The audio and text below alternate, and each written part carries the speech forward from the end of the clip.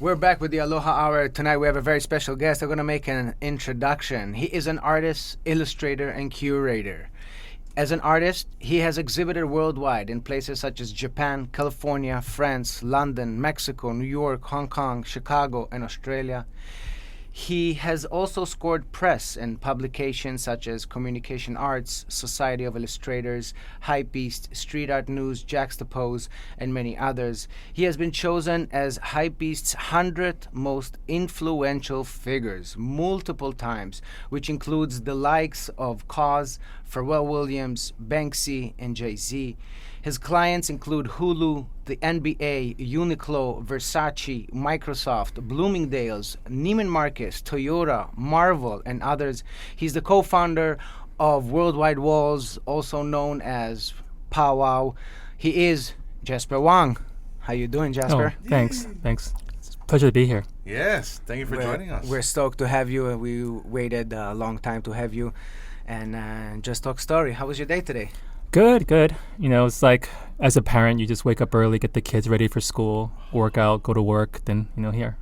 Right on. Well, tell us a little bit about yourself. I mean, were you born and raised in Hawaii? Yeah. So born and raised in Hawaii, second generation. So my parents came here.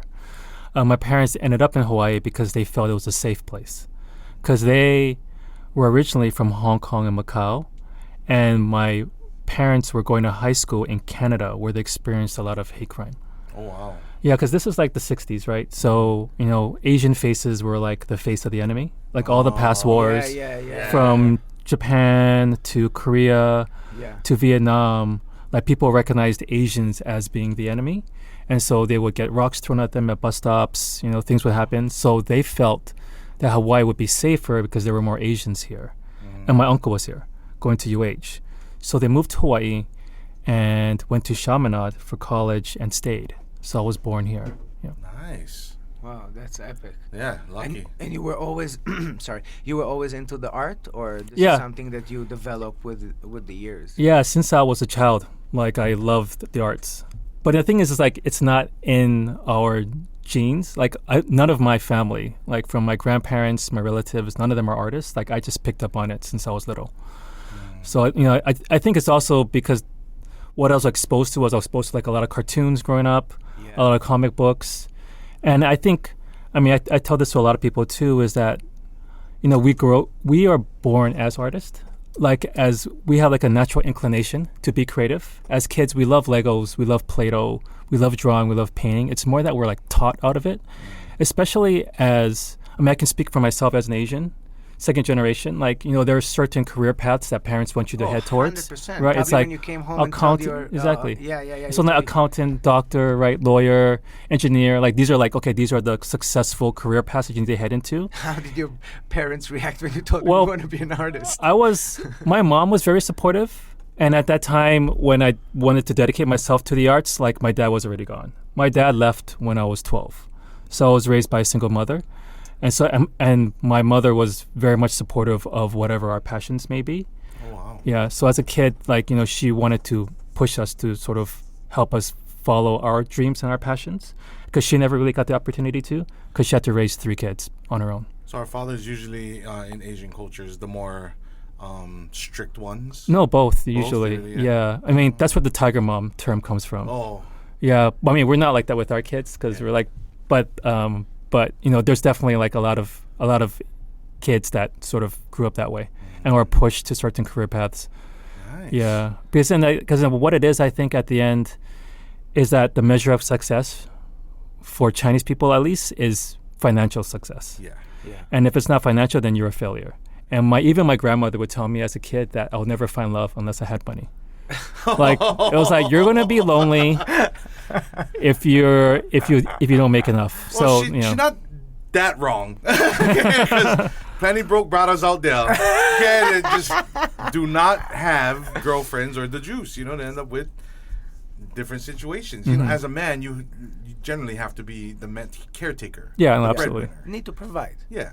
But I think what he, I just heard, Bobby Lee, the stand-up comedian, Bobby Lee. Yeah. He's actually Korean, if I'm not mistaken. But he also talks about how his parents are like, what do you mean you're going to be a stand-up comedian? What are you talking about?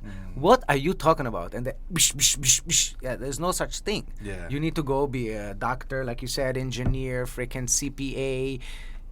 There's no such thing to give the art as much place or justification. For them, it's just like money, money, money. Go work. You have an amazing opportunity to be in America and make it. Yeah. You know what I mean? Mm-hmm. But you pulled through and you did it. Yeah, I was lucky. I was lucky in that there's a lot of support, from my family, and just trying to follow my passion and just go headlong into it. So Yeah. how did everything started over here? You went to school though? You went to... Yeah, so I graduated from Kalani High School. So I'm a public school kid out here. And the first chance I got, I left. I think a part of it was, island fever, like wanting to see what was out there. And so I moved to Portland, Oregon. And going to Kalani, like we didn't have as many resources in terms of also education and like where you should go to college or which path you should take if you were an artist. Because honestly, like from my graduating year or when I was going there, like there was maybe like 4 of us that were into the arts. And so I went to a liberal arts college thinking that was an arts college, but it's not. A liberal arts college is not an arts college. I learned that the hard way. And I went to Lewis and Clark College, which was a big culture shock for me because it was also the first time I was a minority. Because you don't feel that way growing up in Hawaii. Yeah. Because there's a lot of Asians. But then it was the first time where, like in my dorm, I was the only, like, minority. Like that's like all minorities, like not just Asians. And I actually got invited to join the Colored Club, which is exactly what it was called, the Colored Club. Wow. So that was how few there were, where like they could create one club for all the colored folk, like myself. All non-white. Yeah, all the non-white, yeah. So I quickly started learning more about like, okay, what I want to go to is an art college. So I applied, and I went through that whole process of creating a portfolio, applying for art colleges while I was in college. And I ended up transferring to the California College of the Arts in San Francisco, which is where I lived for about 6 years. How did you fund all of this? Like, did you have jobs? Or Yeah. So I worked as a designer, as a graphic designer. Oh, okay. Like straight, like when I was in high school, I got a job as a graphic designer. Already? Yeah, I was like doing like web design and logos and stuff like that. Like I helped to Nice. design some of the early like convention center websites and stuff like that since I was little. I was like self-teaching myself how to build websites. At that time, it was like really popular to like do Flash websites, which was like ultimately killed as a program, as a software. But I was doing a lot of that kind of work growing up, so I would like make money that way, and also, applying for a lot of grants and a lot of scholarships, as well as support from family, of course. Yeah. And so from there, living in San Francisco in the Bay Area kind of changed my whole perspective on the arts. So going to an art did your college. style changed after being there? It didn't. It probably it probably changed some for sure. Because I think growing up, like I was really inspired by pop culture and cartoons, Hanna-Barbera specifically, anime specifically, like Dragon Ball, Sailor Moon, all that kind of stuff. I loved growing up, and I always kind of pulled from those styles and aesthetics, and I kind of still stuck to it. But also, my horizons were broadened on like what you could and couldn't do. I actually went in studying graphic design first, and at that time they didn't let me draw a lot. Like they were really focused on like graphic design with like typography and compositions with photography. And I was more interested in like, can I like illustrate and draw stuff and design? And I was like pushed away from that. Well, And so I they didn't changed have, my. Procreate, huh? No, back then no. Back then like it was always Adobe. I mean, it Yeah. still is like Adobe's still the major software for everything, but Procreate definitely helps, and I use Procreate as well. But yeah, so it was mostly Adobe. But then what they would teach you is sort of the actual physical hand skills that will lead up to like how Adobe works. Because Adobe's based on, how you would do things in photography or, how you do things actually. And so they had to learn how to like cut out letters, Oh, wow. do all these kinds of, or typeset by hand. So you understand like, okay, this is what leading is, this is what kerning is, this is how it works. And this is why Adobe works this way, because it's using the same tech and the same philosophies as if you were doing it without technology. So they try to like build those foundations so you understand that history That's cool. and those skill sets before you really jump into the computers. Yeah. And then you moved back to Hawaii? So what happened was I graduated from our college, and for a lot of our college graduates, we're confused. We don't know what to do with the degree. Like I have like a Bachelor of Fine Arts, and one thing they teach you in our college is like conceptual thinking, technical skills, but they don't teach you business. And so you're oftentimes kind of lost. And as a illustration major, after I switched out from graphic design, they were trying to push me to be a children's book illustrator or an editorial illustrator, like doing illustrations for magazines. And I didn't want to do any of those things, but I was really, really interested in process, in manufacturing. Like if I also start my own brand or create like a table, a shoe, a bag, or anything for that matter, like what was that process? Like how do I get from point A to point B? So I decided to move to Hong Kong. So I moved to Hong Kong where I lived for about 4 years to learn about manufacturing. And I just cold called people. So I ended up meeting, the manufacturers for like Ralph Lauren, for Coach, Steve Madden, and different brands just to like figure out how to do things and what was the process. I also learned that I couldn't really afford it either because there was a lot of minimums and a lot of upfront capital that I just didn't have. And the risk of also trying to like sell that much product, which I didn't know how to do. But it was great sort of as a learning opportunity. But when I was also living there, I wanted to continue showing my art in galleries because I really fell in love with that in San Francisco. Because back then, San Francisco was very an arts-based city. It's more tech-based now, but back then it was like very art-friendly. And there was tons of galleries, and I was a part of a lot of exhibitions in the Bay. And it was really great because at that time, social media wasn't really a thing yet. And so the only time you could really show your work was through these exhibitions, and the only time that you could be validated or actually, see what people thought of your work or even sell your work was through these means. And so I really fell in love with that I never thought about that. Actually, before social media, how would you show your art? Yeah, it just shows. It had to be a show. It had to be an exhibit. If not, who's going to see it? And you have to generate a real buzz. Like But also that's where graffiti was born. Yeah. Because then back in like the 60s and during that period, you're looking at like cities like Philadelphia, you're looking at cities like New York, right? And then you're looking at the galleries that existed during that time. They weren't opening their doors to like young artists. It was very, and even to this day, it's very like one percenters, like blue chip artists. They keep it very, very tight knit. And so they wanted, but then this also translated to music, to dance, right? Like the people felt that popular culture wasn't speaking to them. So then they created it for themselves, which is where hip hop came from, rap, breakdancing, graffiti. And so graffiti artists saw, okay, you know what? We can't get into galleries. So the city becomes our canvas. We can't explore this expensive paint, so we're going to steal spray paint because we need something that's fast. And then we're going to use trains, we can use walls as a way to show our work. And so that's like, really like the people just coming and be like, you know what, like we're going to find a way to show our work and to share our creativity. And these are going to be the means that are available to us to sort of do that. And they were doing that. They took to the streets and painted everything. They created the, music genres that sort of are popular to this day.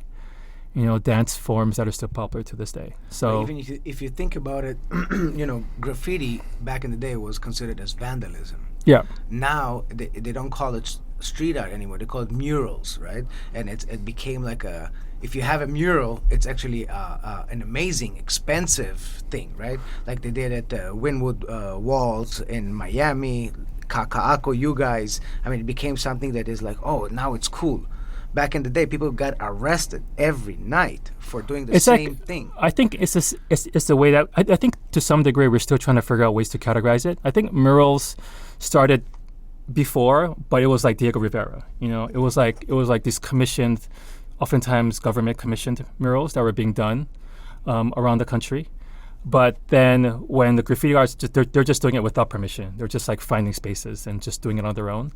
And now like some of that kind of stuff has kind of blended with each other. And there's like commissioned murals. And then even like the term street art, sometimes for some people, it's like they don't like that term as much either. So I think we're still trying to define what we're doing now. But I think a big part of it is the mentality that we're trying to give art back to the people, which is one of the foundations of like of Powwow and what Worldwide Walls and the festivals that we do, is because we also felt the same way. We felt that oftentimes, even though I had a gallery or like art museums, that they sometimes feel like these institutions might feel elitist, that the general public might feel like either like they wouldn't be accepted in these institutions, or that they can't afford it. Because if you're living paycheck to paycheck, you're not going to spend like X amount of dollars to go to an art museum. And for a way to sort of give art back to the people is, instead of putting it into these institutions, like let's put it into the streets. Let's use these walls as a way to turn these spaces into like open air galleries, and share this work where it doesn't cost anyone anything and it becomes a part of these communities. And that was one of the main missions of starting those festivals. Yeah. So wait, let's go back. So in Hong Kong, you showed in galleries, and then you opened your own gallery. Yeah. So what happened was like I couldn't show my work in any galleries. So I took my portfolio around to different galleries. As I mentioned earlier, like Chinese, it's like very financial based. I kept getting rejected by like every gallery, and one of the reasons why I was getting rejected is that they told me I was the wrong type of Chinese.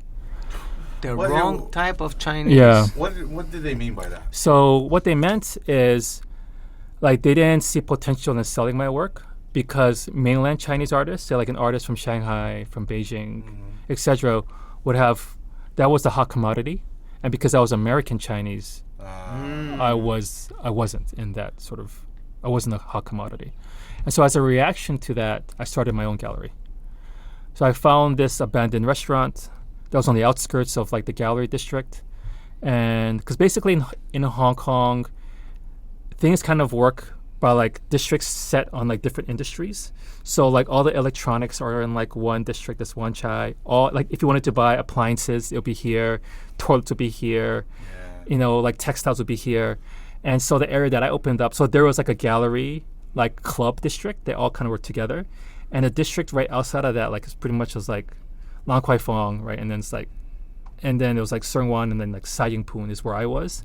Sa Ying Poon was known at that time for dried seafood, and this is where you opened your gallery. And then also, and also for like offerings you would give to your deceased ancestors. They look like they look like piñatas.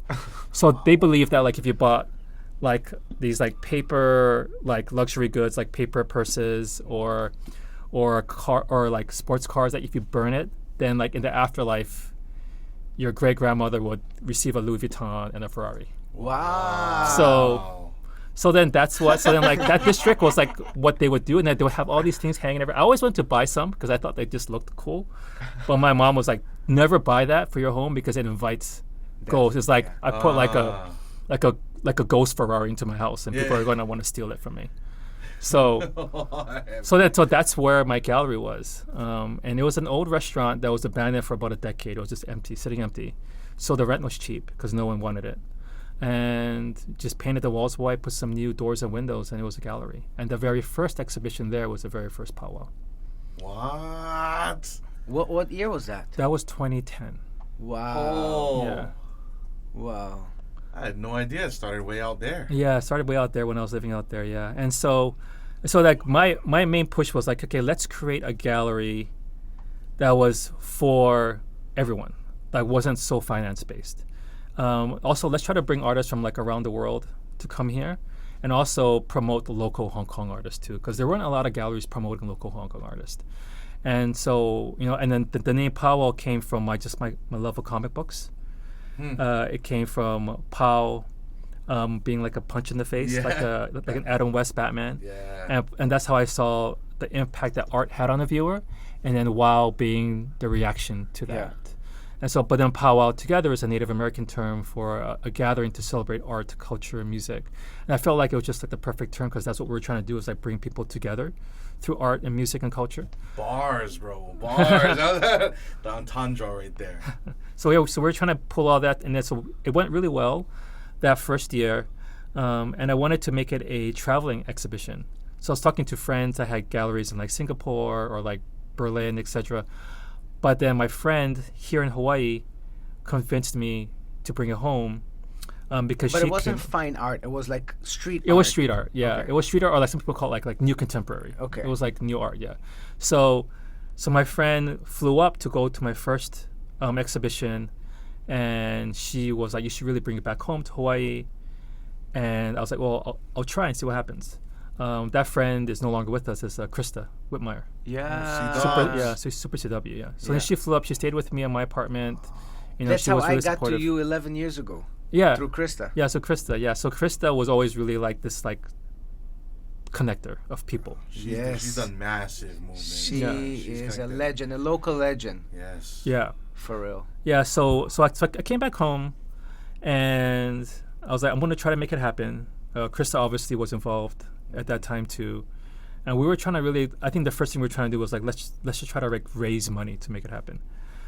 We tried raising money, but it was very difficult. This was like for 2011, our first Hawaii festival, and the issue that we were having is that a lot of brands at that time never saw art events as a good vehicle to promote their brand, so we really kind of like failed at raising money for it. But I didn't want to give up on it, so I was given a choice of either, cancel it, scale it down, or just go for it. And I kind of went with the latter, and I just pulled out my credit card and paid for everything, Nice. like all the flights, all the paint, etc. For all the artists, for all the paint, for all the murals. Fucking legend. Yeah. So, but at that time, I was like in my 20s. I wasn't married, had no kids. It was stuff that you could do in your 20s. Like No you due can't do now. diligence. Yeah. It was more like I don't know. I'll figure out how to pay this back later. And it was one of those things. Obviously, like it's harder to do it now since I have 2 kids. Yeah. But I was like, let's just go for it. Was grandma pissed? Like, You didn't even tell grandma. Yeah. In those situations. But like we just like made it happen. We're lucky because we got some support. That's why I also like reconnected with Kamea Hadar, who I went to high school with, and his parents were building like this like house in North Shore where we could all stay in, so that at least would save on hotel costs. Except that we just had to drive between Kaka'ako and North Shore like every day, which was like really hard. But then we just made it happen. And that year we did an exhibition there. So the first year in Hawaii was 2011. Mm-hmm. Okay. And so then the one thing that really switched things up for us is that there was a wall in the parking lot, because then we did it at the old Fresh Cafe on Queen Street. Yeah. And so there's this wall there, and that wall doesn't belong to Fresh Cafe. It belongs to the neighbor, which was this pet hospital. And we were talking about it, and the artists like 123 Clan, etc. were all saying, "Hey, let's paint this wall." And it's really clear. It was like, painting the wall kind of fulfills all of our missions. One, we can share process. It's not finance based because we can't sell those walls. We don't own that wall.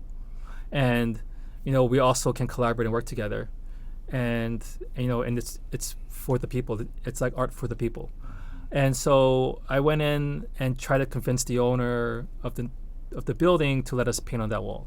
And she was very resistant, because then, once they see like, okay, there's spray paint involved, they think graffiti, they think vandalism. Like there's all these sort of negative connotations that are associated.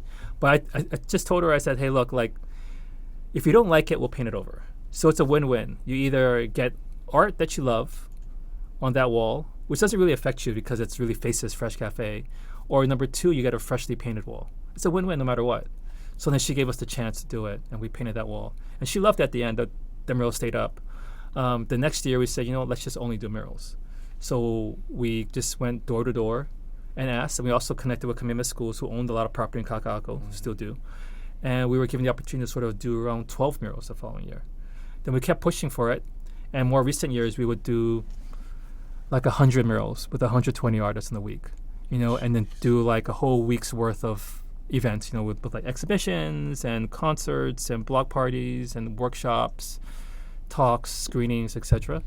And then we started expanding. Sorry to stop you, but I have to admit that I was witnessing, because I'm a big fan of the art of you and your team, and I was able to witness from the moment you started and when we worked together in 2012. Yeah.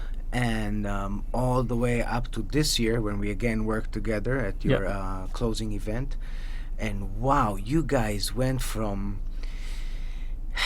I don't know, from how can I say it, from a little Prius into a Ferrari, or I mean, it's amazing to see how you guys evolved and what you guys created. I mean, people don't see it. They see today. They don't see the struggle. They don't see 10 years of hard work. They don't see you stressing out, bringing people, paying from your own pocket, hustling sponsors. And I know what it is to work with those sponsors and try to hustle and try to make it. And wow. I saw then and now, and wow, you guys are fucking killed it. You guys are... Oh, thank you. It means a lot. 100%. I mean, this is really inspiring to see, if you stick to something and you believe in it and you believe in yourself and in your cause and in your team, you can get to highs that you can't even imagine, because I'm sure you didn't imagine you're going to get to where you are today. No, not at all.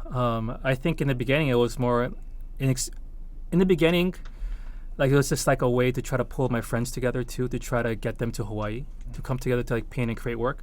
I think also in the beginning there's also this like blind faith that it can't fail, because if you bring this many people together, especially like creative minds, then no matter what happens, like something great will happen. Great will come out of it, and then we just kept pushing for it, just because we just love the arts and we wanted to find a way to give back to our hometown too. Because growing up in Hawaii, we're just less exposed to it. There aren't as many galleries and museums as they do, and spaces for artists as they have in the mainland. We do have great spaces here, and people work really hard in this industry to sort of make things happen, but it's just not as available and as frequent as like other places in the world, Like when we're in New York, like we're going to like museums every day with the kids, and it's amazing, and the kids are really into it, and we love it. We don't do that as much back home.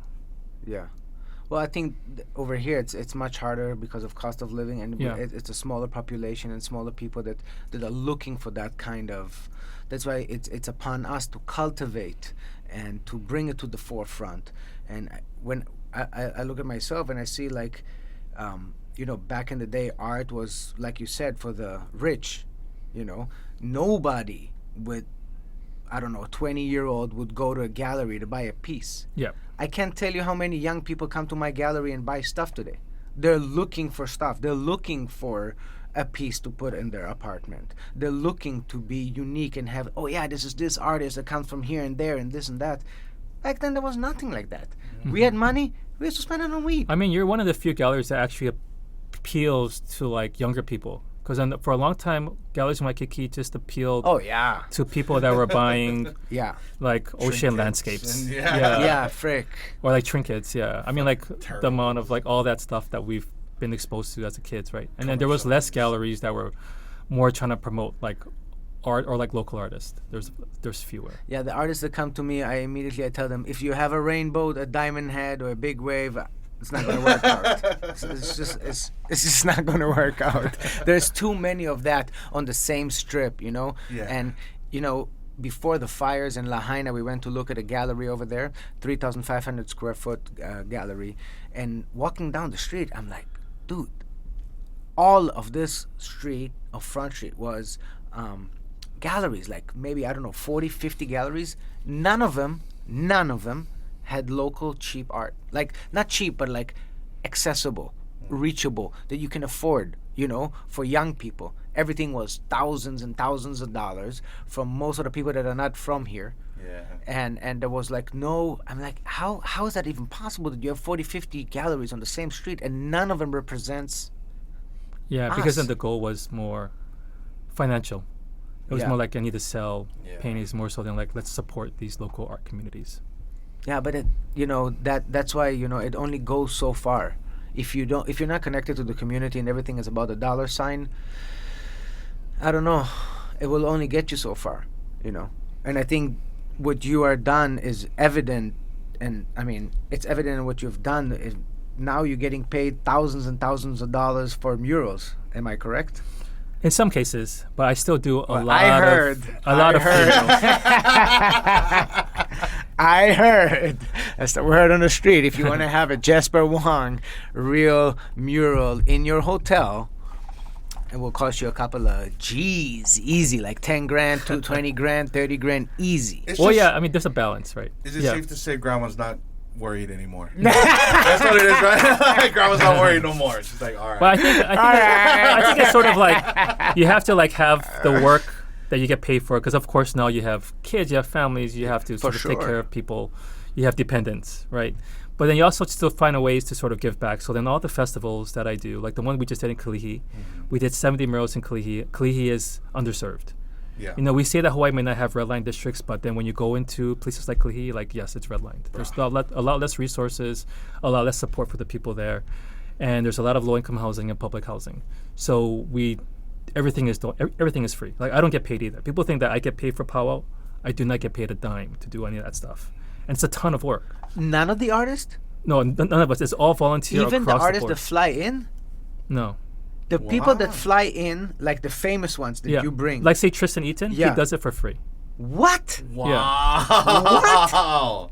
Shout out to Tristan Eaton, the one and only. Oh my love God. right there, Yeah, bro. so That's all of love. us, That's even like love, Shepherd yeah. Ferry, for free. Yeah, Shepherd Ferry in Kakako. Yeah, so we all fly in. So then but then on our side, we raise the money to cover the cost. For so sure. So we don't want Shep or Tris or any of these artists that are involved to pay a dime. So we'll cover the lifts, we'll cover the paint, we'll cover the hotel, we'll cover the flights, like whatever they need. We'll try to cover the best that we can, which ends up being like you raise like a ton of money, and then you make pretty much nothing. Yeah. We're lucky if we break even, and then myself and the team, we get paid nothing too. Like it's all volunteer. It's a full volunteer across the board. And then whenever I paint for, say, like public schools or for different programs, like I don't charge. It's free.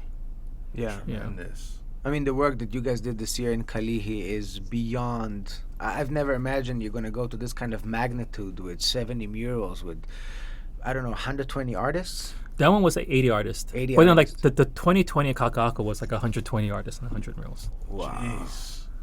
That's insane. That's too much. I'm like losing my mind. But I mean, just to see the love of people. This is true aloha, you know, that people from outside, they're not from here, they don't live here, some of them, right? They come just for the sake of art, just for the sake of giving, just for the sake of promoting art and street art and murals, however you want to call it and categorize it.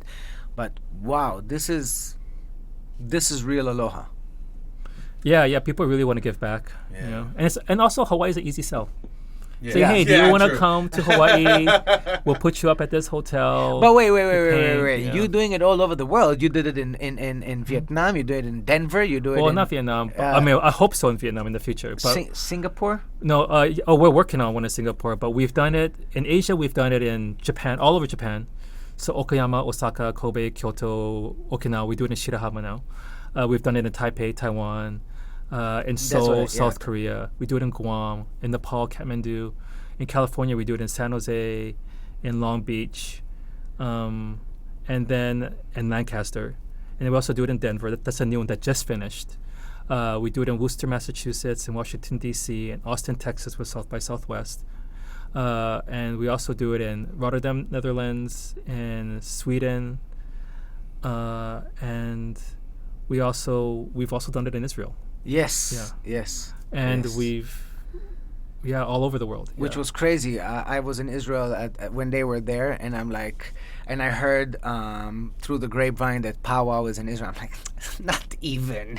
Not the real one. Not it's not them. Gotta be Wanado. Nah, gotta be. It's a fake, bro. Yeah, It's the bootleg. that was a Kamea's dream project. Because Wow. then Kamea Hadar, he was born in Israel. Yeah, Really? Yeah, he's born in Israel. He's half His dad Jewish. is Israeli. His dad is Really? Israeli. Yeah, bro. Yeah. Fuck. Yeah. Kamea's in a Hebrew name. Yeah. Yeah.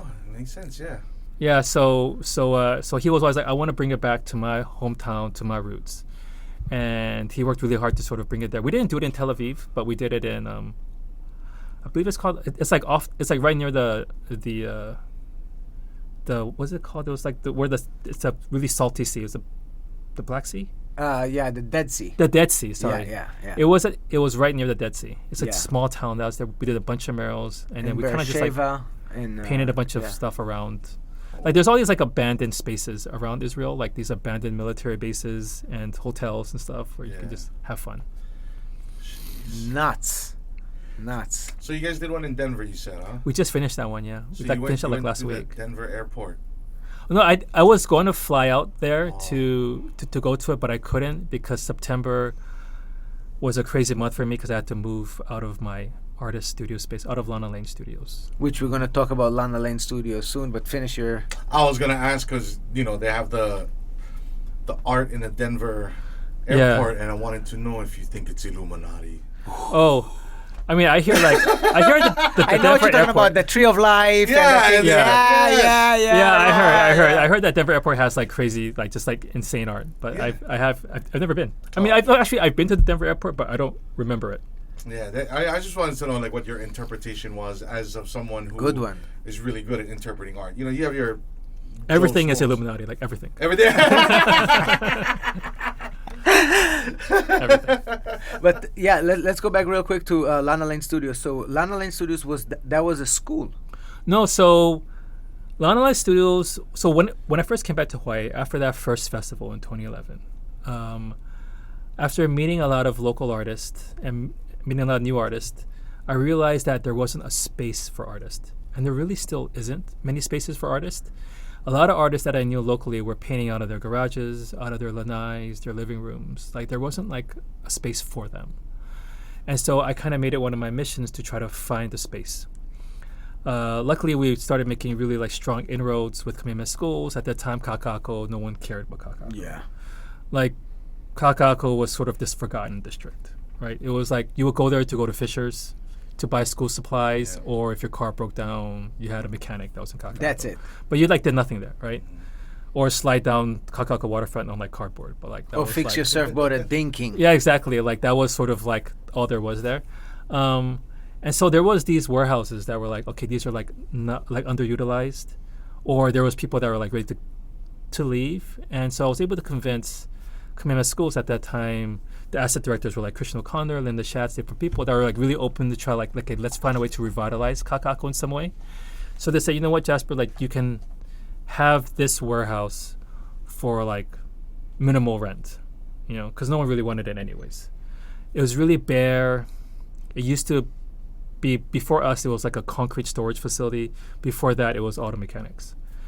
And it was really dusty, like needed a lot of work. And I kind of just like went for it. I signed the lease. I remember the day I got the keys to that thing. I was just like, I don't know what I'm gonna do. It's like over 5,000 square feet. Like that's just the first level. There was like 2 levels. A huge like middle area with like a sort of mezzanine. And I remember talking to Jeff Gress, who became a part of Powwow that first year, just out of college. And he was like salmon fishing in Alaska, and I'm like, I got the keys. Like we're gonna try to make this happen.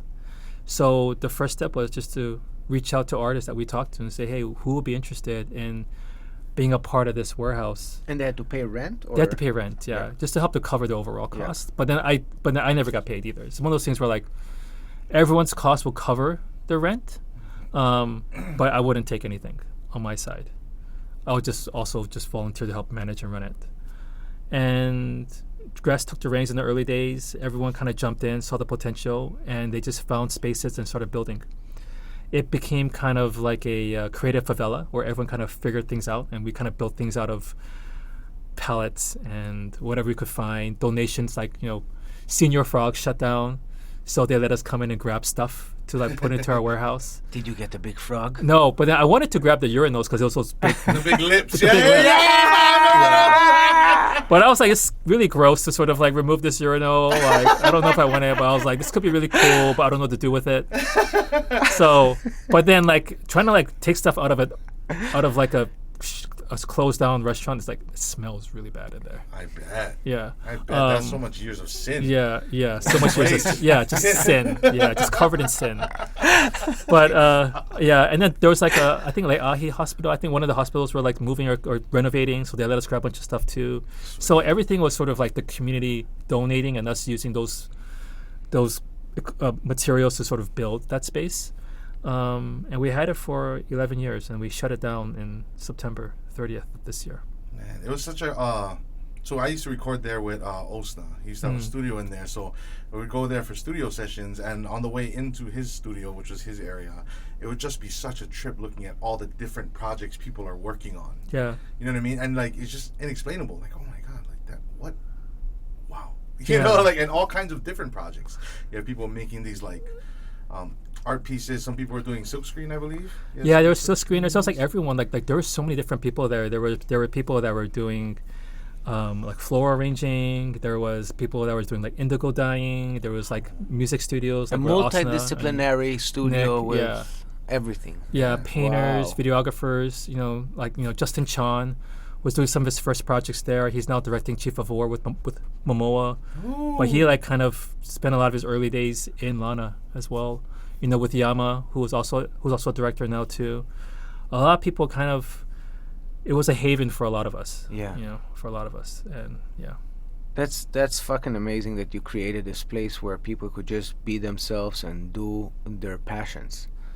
Yeah, that was the goal, and it was great that like once we did it, it was like, okay, this place was needed. Yes. And like people needed a space like this, and it was like it's like Field of Dreams. It's like if you build it, they will come sort of mentality. And so we just made it happen, and we had it for like over a decade, and it became the headquarters of Powell for many years too. And So clearing it out was like definitely like emotional, frustrating, like this long, insane process because it's like 11 years of accumulated memories and also junk that got left behind. You open stuff up, you're like, what happened here? Like, who left this here? Yeah. But kids, so there was that break-in. Was that after you guys left? That was while we were moving. So middle of leaving, because from what I understand, there was no break-in ever the entire time you guys were there. Nope. And then just out of nowhere, randomly the studio gets broken. Yeah, into. yeah. It was like the space. I think for a lot of reasons, like it was respected. Like we'll never get like graffiti on it. Like Yeah, I mean, it's sort of like the murals. Like we hardly ever get hit with vandalism because people respect it. They love it. They want to support it. So we never had a break in there. The only times we would have stuff stolen is just more carelessness. Yeah. Like someone left their car unlocked and someone took something out of their car, or like we left the door open and someone saw a phone and they grabbed it. It's like just careless sort of robbery. But we never had an actual break-in.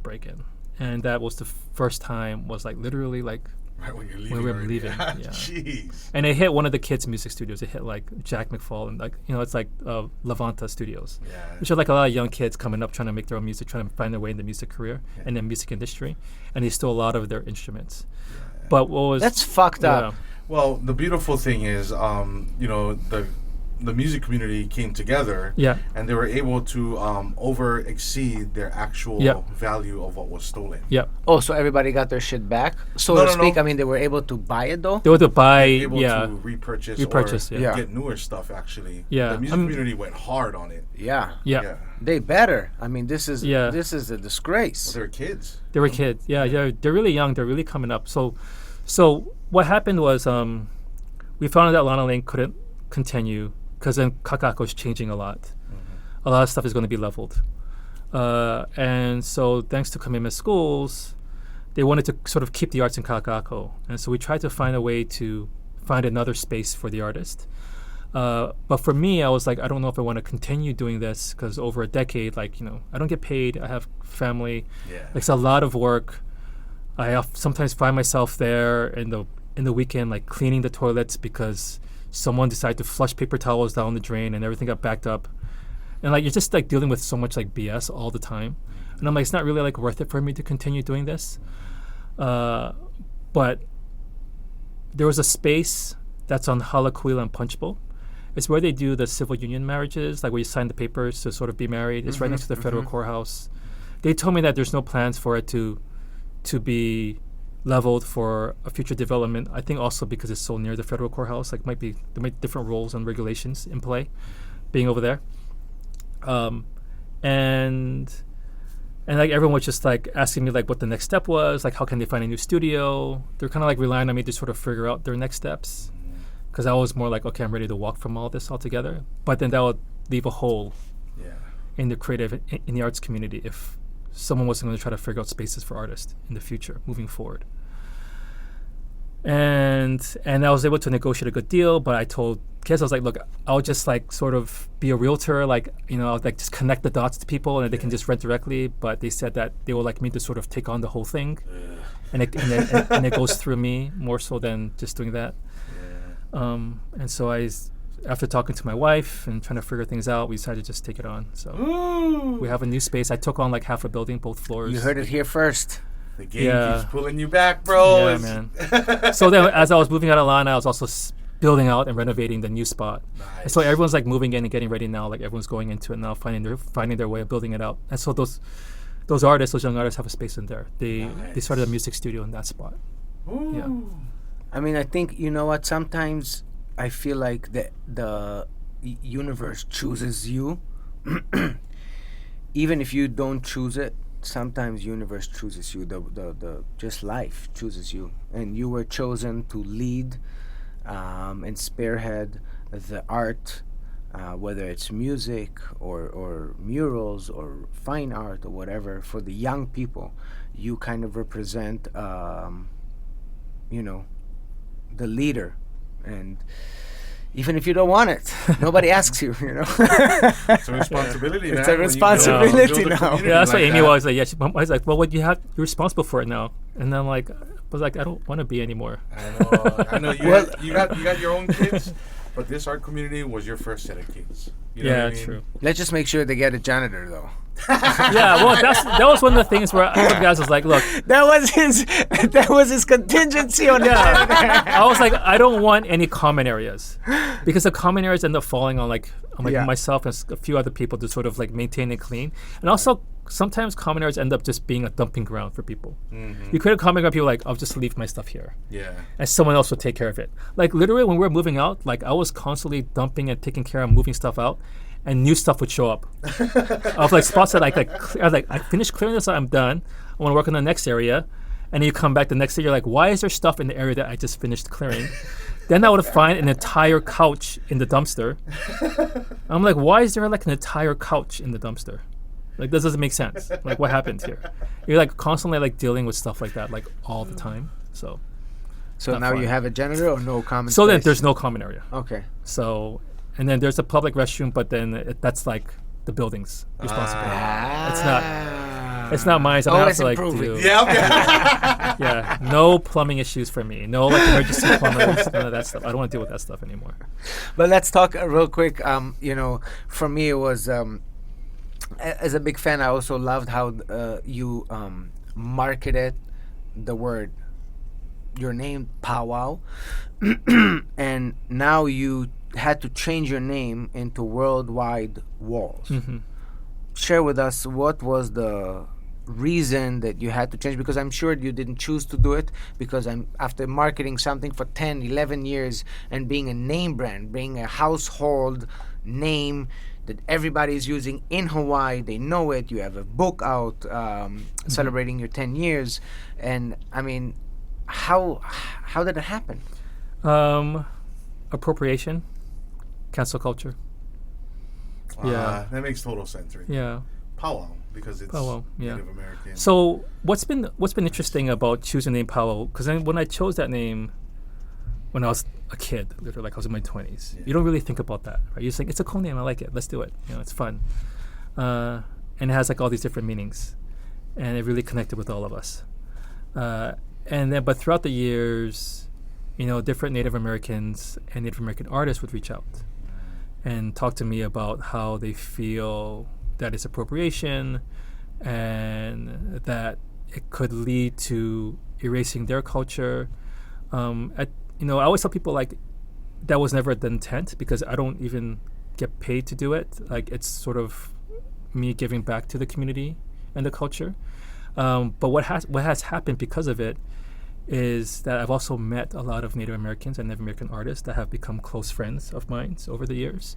I've gone to Native American powwows and experienced it, joined in on the circle dancing. I've gone to sweat lodges. I've like really sort of like been ingrained and been involved in their culture and learning about it, which I don't think would have happened if I didn't name it that. Yeah.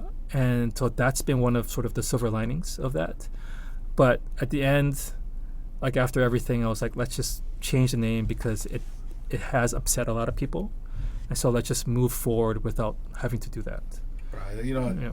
respect, because that's like the Pono thing to do. You know what I mean? Like that is real, like, because I just see it as the reflection of when somebody, you know, uses Aloha for something and, you know, for commercialized or whatever they use it for without ever consulting Hawaiian and whatnot, you know. So by doing that, I feel like that's real Pono. That's solid, bro.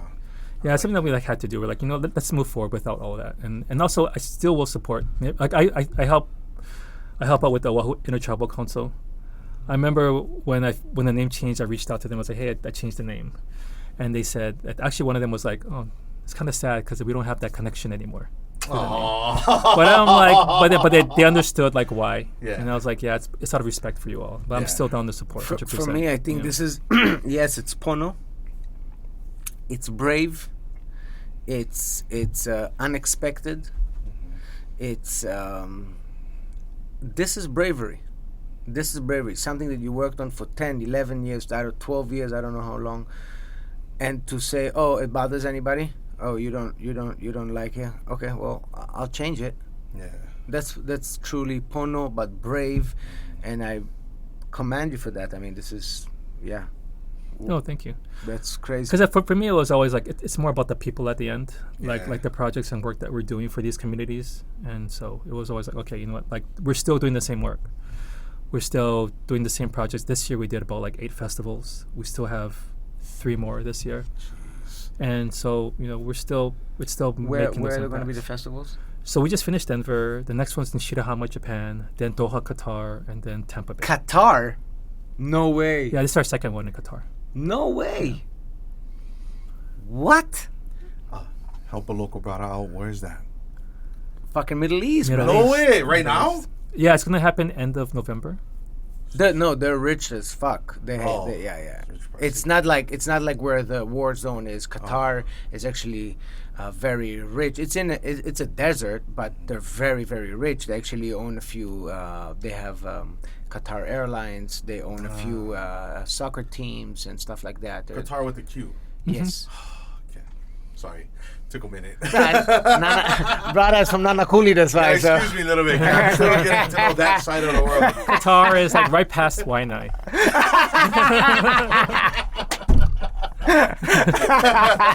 It's like Kayana, past Kayana Point, where the freeway ends, and then. Then the rest. Whoa. As an artist, I gotta ask you, and I just curious to like to know when it comes to your own, personal expressions and whatnot. Where's your juice come from? Where's your oil well? Like every time you need to do something. I mean, I think like all of us have those kind of blocks, right? If you're in the creative profession or doing anything, you get those blocks. Some days it's not there. Things are not clicking. One of them, and I'm sure you guys have the same. Like I know John for sure. It's like working out is one of them. Just to get your mind out of that stuff. Wait, you say Steezy's not working out or what? No, because I know that you do. I know. I was like, I was saying it earlier. We're talking about jiu-jitsu. How it helps them out of depression. But then one of them is just sort of like getting my mindset out of that hole. But another thing is honestly like stuff that I love. Like I love to play video games. I'm lucky to also have been a part of in video games. Like you could buy my clothes in like NBA 2K or in the new Crew 3 video game racing game. There's like you have my artwork in. That's dope. You can find my artwork around the town because it's actually based in Hawaii. So I've been lucky to sort of also be in games, but it's just sort of like finding ways to just turn my brain off and just enjoy something. Also, I like anime and watching films and things like that. But I'm also like a very big book addict. Like if I walk into a bookstore, there's no way I walk out without purchasing at least 1 book or 2. Oh wow! So my bookshelf is like overloaded. I just like love books. I don't know. That's why it's so sad when all the bookstores shut down in Hawaii. Yeah. Like the Barnes & Noble in Kahala and the Borders and Ward. But there's only like Barnes & Nobles in Ala Moana now. You didn't like transferring to ebooks? I like the physical Yeah. object because I think there's sometimes objects have spirits and Yeah, I agree. touching it, opening it, and feeling it. It's nice. Sometimes when they're like digital, like you kind of forget about them. Yeah. They kind of like disappear into the ether. Yeah. But then those physical ones, like they're there. You see them every day. They're on the bookshelf somewhere. You can pull them out, open the pages up. There's a smell to it and the feel to it. I still love physical books.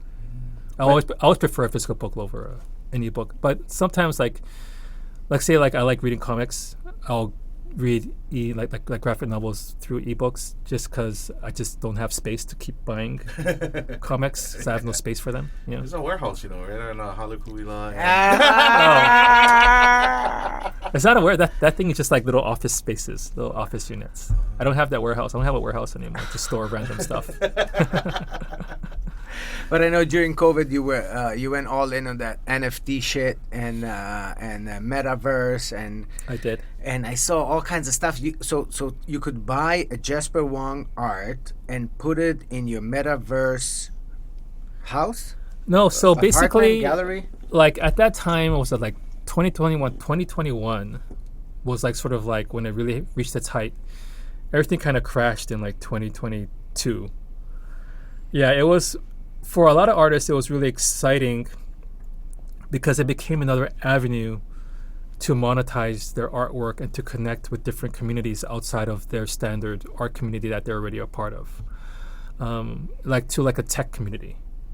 And so, because then for us, it's like if we do a painting, we can sell the physical painting, we can sell a print of it, maybe we can sell the license to it to be used for something, or sell like product related to it, whether it be like apparel or merch, etc.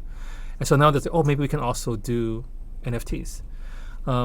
And then I would see some of my friends like doing really well in that arena, like James Jane and Beeple, who's also a friend as well, doing really well too. And I was like, oh cool, like Tristan. As artists, like Tristan, like everyone's doing really well. It's like I have to, like, as an artist, I need to attempt or try to do something in this arena too.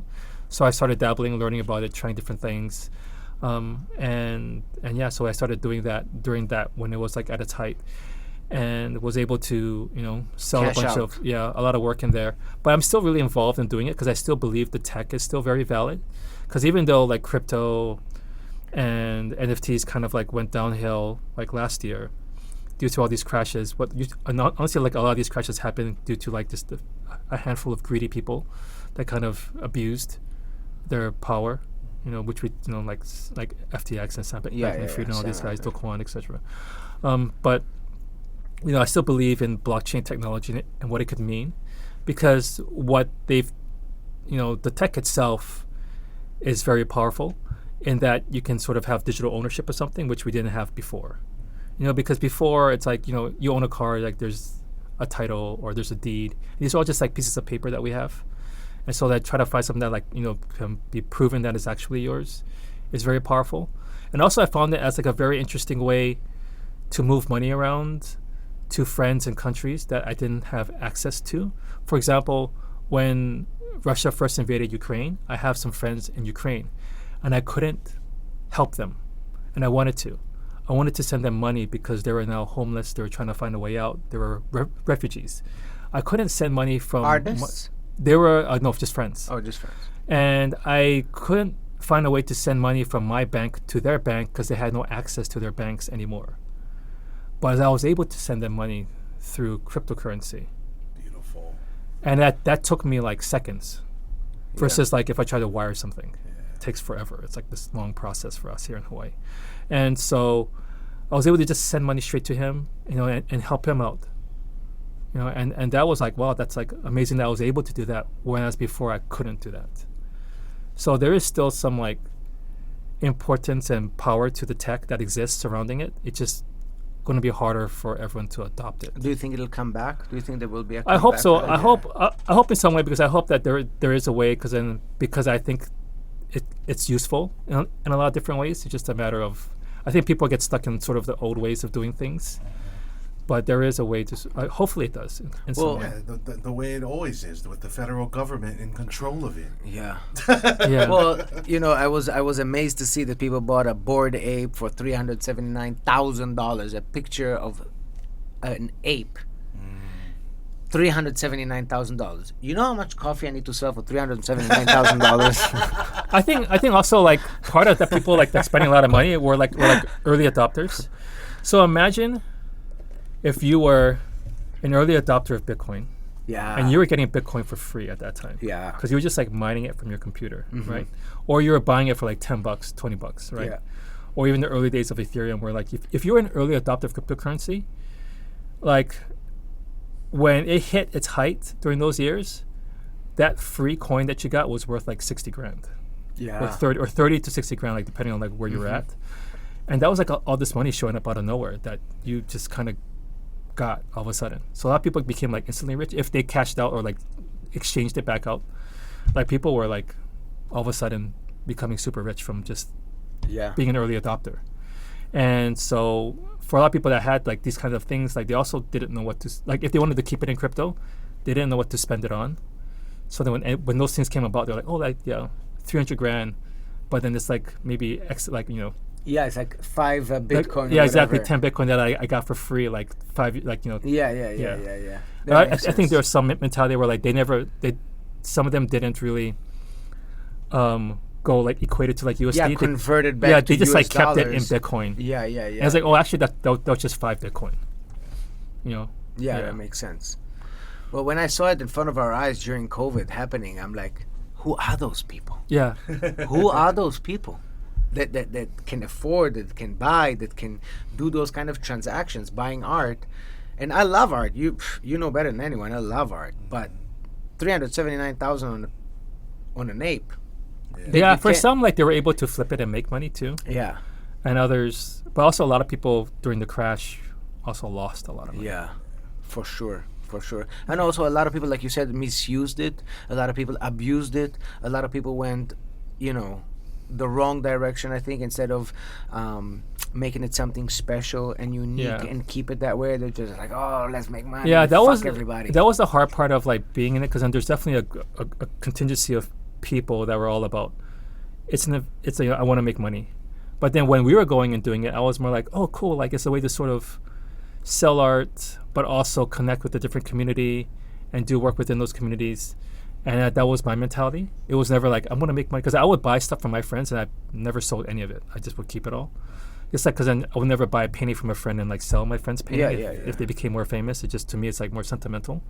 So I never sold any of it. But then there are people that were like, when it crashed, like people got mad at me because they're like, oh, I lost money because of you. And I'm like, but I never sold it as a way for you to, it wasn't an investment tool at all. Yeah. I never saw it that way. Collection piece, It was like a collection. Yeah. Sure, It's like you buy a painting, like you can't expect the painting to make you money. Like that's not the reason why you buy a painting. There are people that do that. Yeah. Yeah. But I mean, that wasn't the intent. And that's never like the artist's intent either. They just like love this painting and they want you to have it and enjoy it and love it the same way that they enjoyed creating it and loving it too. Well, I truly hope that there will be a comeback, because I know that a lot of the artists went, all in on this one and really try to make it work that way. Because, the internet is amazing, but once they upload something on the internet, there's so many fakes. For example, I bought art from Jasper. You know Jasper, Brazilian artist. And I saw him when I was in Italy. He is in Sister Gallery in Venice. And I saw the artist and I bought it and I was stoked. I came back to Israel, back to Hawaii, bought some art pieces. And then I get hit up on Instagram. It's like, yo, this is not my art. I'm like, what? Like, yeah, this is not my art. Take it down. So I still have it over here in the studio. Still have the art. Paid a lot of money for it, but he told me it's not his. So out of respect, I had to take it down. So at least with the NFT, it's like legit yours. It comes from the artist. Nobody can fuck with you. It's not a reprint from the internet. Because once those artists, put it up on the internet, everybody can download it. They can reprint it. They can make prints. They can make shirts. They can make anything. And now when you go, for example, on Etsy.com, you go to eBay, you see tons of art of tons of people, including Tristan, including everybody, which is not real. It's not original. Yeah, no, I mean, Tristan's even been to New York and seen those like street vendors and seen his artwork. Yes. And he's like, this is not mine. Yeah, it's like, it happens to all of us. So at least in the NFT world, it's like legit yours. Yeah, you can track it back. Yeah, you can track back and see. That's why some of us were like using it as like a certificate of authenticity. Yeah. But then some people are just like turned off by the whole thing due to all the crashes. Some people see it as scams. So it's hard to, it's going to be one of those things that'll take a while. I mean, I think all new tech and new art has to go through those process and through that, just struggle. I mean, that happened to photography. When photography first came out, people were like, that's not art, And it took a long time for it to be accepted in the fine art world. Well, now it's definitely art, and people are definitely charging for it. Yeah. And I think it's good that way, that art became more, more appreciated. Yeah. Yeah, I think another thing that artists are struggling with now too is AI. That's another one. Oh, Another- yeah. yeah. Yeah. That is right. So what? You just go on ChatGPT and just tell him, draw me surf-inspired street art from Hawaii, and a Yeah. minute later you have it. Yeah, I mean, not ChatGPT because that's more just text-based. It's like tools like Midjourney. Yeah. So I actually Yeah, have that Dolly. on my phone with Discord. It's like a Discord. Yeah. app. Yeah. And you just type in what you're looking for, how you want it, what type of style. It's fucking ridiculous. Yeah. However, it is very flawed. Like, it doesn't feel like Yeah. it looks dope, but all the art I've ever tried, no feeling. There's Yeah. no feeling at all. It looks visually like Appealing. okay, this is cool, but I could never feel it. There's always that missing connection. Yeah, I think the issue that artists have with it now is that it uses a back-end system that's called Stable Diffusion. And what Stable Diffusion does is that where the art is coming from, it's not created out of nowhere. It's scraping existing artwork that's on the internet. So you can say, I want to do, this landscape with this person in the style of whoever. Yeah. And I'll look up that person and try to copy it, but use like pieces of what the artist did to create new artwork. It's sort of like someone made a good analogy that I felt like, kind of speaks to what it does. It's like if you bought 10 pizzas and you squish them all together, Yeah. you can't then say that you made that pizza. It's like you just kind of got everything kind of just like meshed it together through this sort of tech. I think but AI as a tool is going to be very, very powerful because I've used ChatGPT for just sometimes editing things, like say, hey, I just wrote this. Can you make it? Can you edit it? Can you edit the grammar? And it's done that for me, which has been really good. So I'm still very much intrigued in AI and like how it can help as part of the process, but not using it as like I wrote this prompt and now I have this artwork and then it's like let's do a print, and like I'm more interested in like how can it fit into the process, but also being aware of Stable Diffusion and how some artists feel like, hey, it's like stealing art. It's not creating art from nothing, and that we need to respect where it's pulling from, or there needs to be permission to be able to allow it to do that and not just pull it. But isn't it equivalent to inspiration? But then this one is like they're just typing it in. No, I understand, but the AI gets inspired by your artwork. If I would get inspired by your artwork, when I would draw it, you wouldn't have nothing to say. But because it's AI, it's not human, and inspiration is a human, thing. Like it bothers you if it's AI, and which I understand. Don't get me wrong. I'm just playing devil's advocate. I think it's less inspiration because it's pulling directly. It's like scraping directly. What's it? Because sometimes if you see some of the work that's been created, you can see like remnants of people's signatures. So in a way, it's almost more like a collage Okay. than anything. I mean, I'm not sure what else to sort of equate it to. Collage seems like the closest of what it's doing. It's just like grabbing pieces of things and making something new out of it. The artists are more like, well, if you're going to make a collage of my work or try to emulate or pretend that it's mine, we need to like at least get permission to do that kind of thing. It's kind of like, it's hard because it's like there's a lot of different sort of thoughts and arguments surrounding it. So it's still and it's such new tech that we're still all trying to figure it out. And what I mean, I think for artists, it's more there's a fear of it taking work away from them. For sure. Yeah. It's like because it's also happening with the music industry. Yeah. Because there's AI that can like emulate people's voices. I mean, it's part of the writer's strike and it's part of the actor's strike. Yeah. They're like, hey, we don't want you to have the rights to be able to recreate us through AI. And if you're going to do that, then there needs to be permission and we need to get paid for it. Yeah, absolutely. And so, there's that worry of AI taking work away from artists and from actors and from musicians and from creatives, Like these people already we already struggle already. So now there's like tech to sort of like take away more from us, from whatever small piece of the pie that we have. Yeah. So there's a big worry about that too. Which I can totally agree. I mean, I can see it. It's only going to get better and better as far as the AI, as far as the results, just going to get better. Yeah, and better. exactly. That's why like it's so important for me. Like even if you look at my social media now, like I share a lot of process. Yeah. I was like, hey, the process has to be a big part of what we do.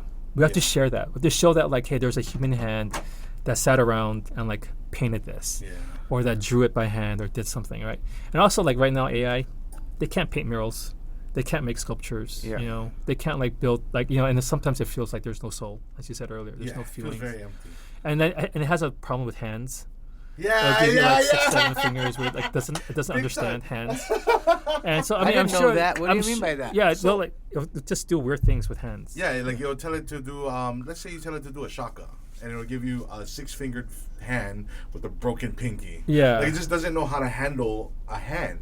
It's really weird. Yeah, Fucking AI. I'm sure that they'll figure it out eventually, but yeah, I mean, you know, it's just, yeah, I think it's just a worry, like just artists in general, like across the board, people are worried about. But actually, I see away. more and more, especially on social media, that people show the process, process, how they do it, how long it takes, and how did they start, everybody's doing it now, just to make sure that there is a whole system to it. Yeah, they're like, hey, like I didn't make this with AI, like I painted this.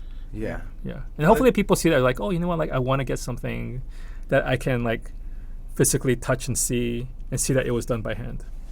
What's kind of cool is it opens up room for somebody who, I don't know if they're software developing or whatnot, to become an artist themselves by teaching AI a specific way of doing art. That will be an art in itself. Right? Yeah. Like, yeah, I mean, yeah, even like to ChatGPT, like those provide some great tools for people. Yeah, especially like, you know, like I can't always hire an editor to run through things, and like it's helped me in that regard. Yeah, we've had it so we've used it for emails. Yeah, trying to approach people. But like, sometimes you can can tell ask this person this. But something you can tell is that sometimes I receive emails, I'm like, it's just a ChatGPT. So because this person does not write like this. So back in the day before ChatGPT, I used to, you know, I'm on, each store has its own store manager, and they send out the schedule. And when they send out the schedule, there's a whole letter that they put for the team. Back in the day, it used to be like, you know, 5, 6 rows, you know, like, don't do this, don't do that. Please take into consideration not to do this. Bruh, everybody has a, like, fucking letter like that. Articulate to the T with words that you're like, wait, what? Wait, what was she saying? What does that mean? And then I called one of them, like, are you guys fucking using ChatGPT? She's like, yeah, of course. I think motherfuckers. You know? Fucking spell exemplary. Yeah. Spell that shit right now. Let me see. Exemplary. Yeah, you gotta be like, okay, write that letter in front of me right now. Yeah. You know, like, okay, that's how I remember those letters.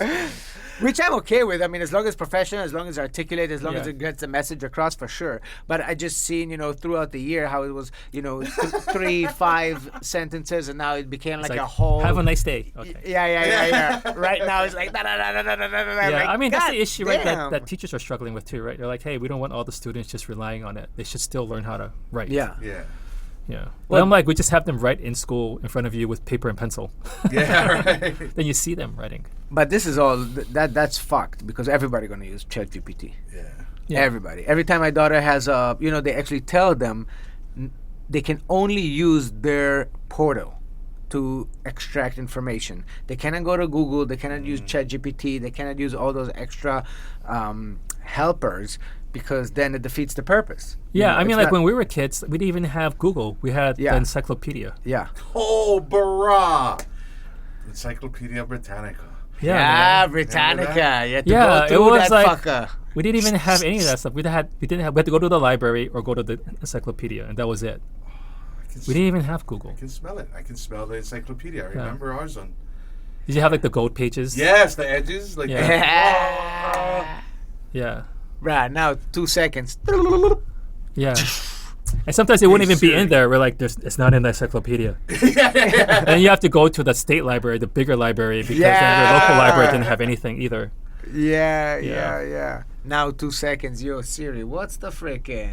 Yeah, be like, Mom, can you drop me off at the state library because I need to do research? And you go through the newspaper ones too. You have to like go through all the paper. I remember that. Yeah, like, I need to go back to I 19. hated that. I hated it. It could took you hours. Yeah, exactly. Like that's what we did growing up. So, but it kind of like helped you sort of like learn how to research. Yeah. Yeah. You have to go through all these steps to figure out something simple. These days you're like, oh, just Google it or ChatGPT.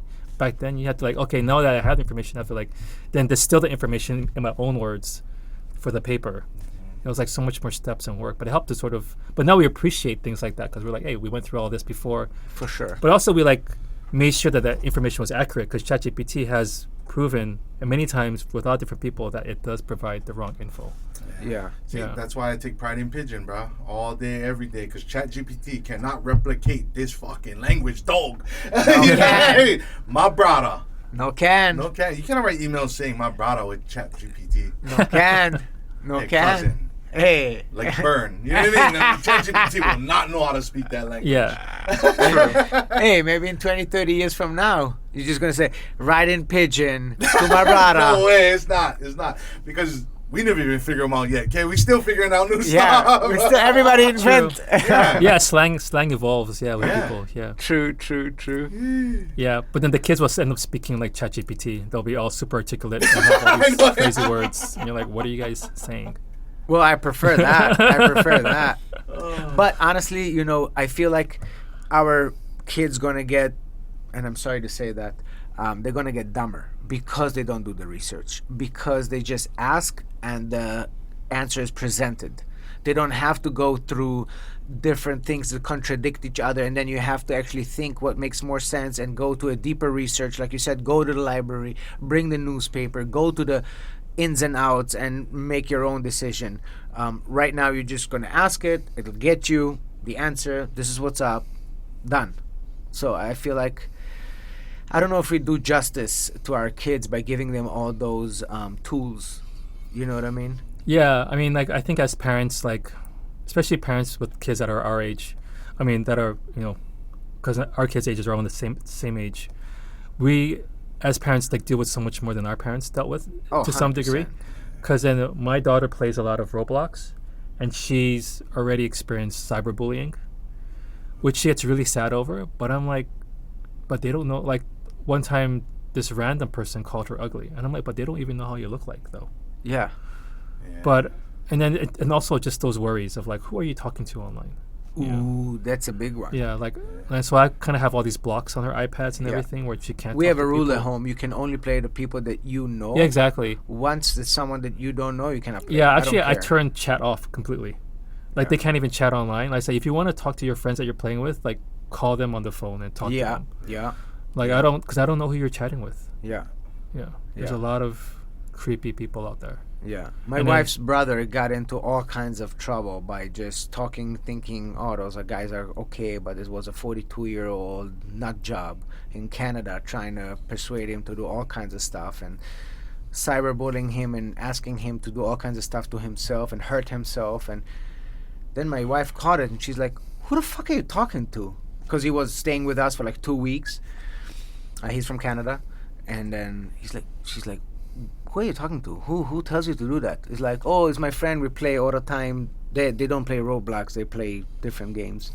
And then we realize this guy is actually 42 years old. It's not the guy. It's not the same name he's saying. It's not the same age. Like, people are fucking crazy out there. Yeah. And there has to be a certain way to eliminate those. Yeah, we have the same rules. Like, you only play with people that you know in real life. If you only know them digitally or like Yeah. only in Roblox, then like you can't talk to them. Yeah, Period. Because I don't know who they are. yeah. Yeah. Gotta go safe. Go safe. And we know you have to pick up your kids from school. I know that was the first thing you mentioned. I have to pick up my kids from school. So before we're gonna wrap it up, we have a little gift for you. Oh. Oh. We want to give you our award. It's the Hey! Aloha Our Hammer Oh, Award. thanks, Yes, man.